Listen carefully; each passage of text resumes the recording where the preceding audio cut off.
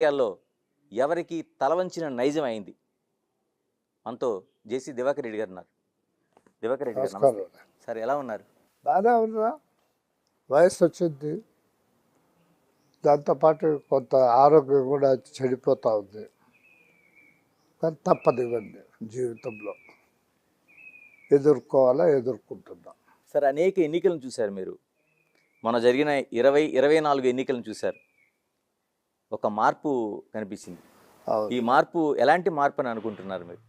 ఒకరి మీద ప్రేమ కాదు, ఒకరి మీద పగతో చేసినటువంటి ఎన్నికగా అనిపిస్తుంది.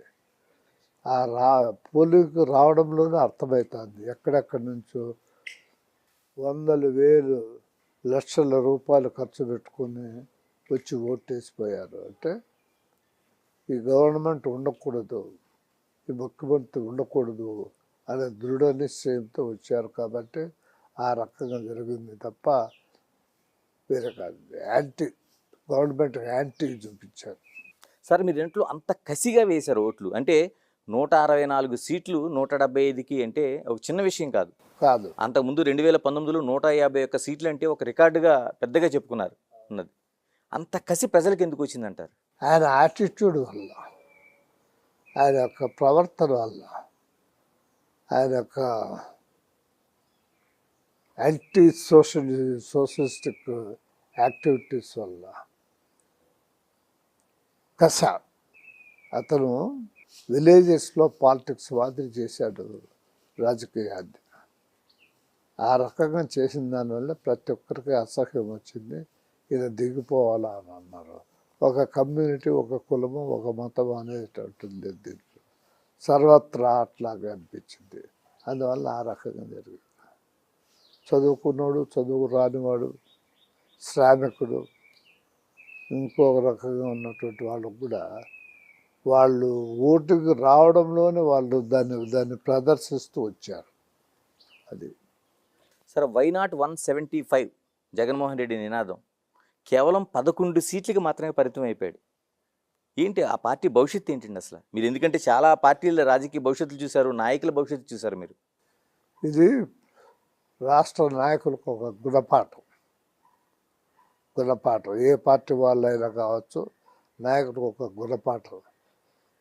మన ఇష్టానుసారం మనం సార్వభౌములు అనేటువంటి అహంకారంతో ప్రవర్తిస్తే ఎవరికైనా ప్రజలు గుణపాఠం చెప్తారు అనేటువంటిది ఈ ఎలక్షన్లు చెప్తున్నాయి. ఇప్పుడు చంద్రబాబు నాయుడు ఉన్నాడు, ఆయన మనిషి మామూలుగా సౌమ్యంగా ఉంటే సరే. కానీ ఆయన సౌమ్యంగా ఉండిస్తామో మాట్లాడేటువంటి వాళ్ళము, ఆయన అంచులుగా ఉన్నటువంటి మేము పడ్డ బాధలు అతను చెప్పకుండా ఉంటామా? అతను చేయకుండా పోతే అతని మీద కూడా కోపం వస్తుంది మాకు. మా బాధలకు ప్రతీకారము, దాన్ని ఉపశమనం లేకుండా పోతే మాకు కూడా బాధ వస్తుంది. బాధ వచ్చినప్పుడు అతని మీద కూడా తిరుగుబాటు చేసేదానికి అవకాశం ఉంది. అందువల్ల చాలా జాగ్రత్తగా చంద్రబాబు నాయుడు గారు పరిపాలన చేయాల్సినటువంటి అవసరం. సార్, సంక్షేమ పథకాలు చాలా వరకు ప్రభుత్వాలను కాపాడతాయని ఇప్పటివరకు నమ్ముతూ వచ్చారు. జగన్ కూడా అదే విశ్వాసం చేశారు. చాలా వరకు డబ్బులు రాష్ట్రంలో కుమ్మరించారు. ఎందుకని సంక్షేమ పథకాలు ఎందుకు కాపాడలేకపోతున్నాయి?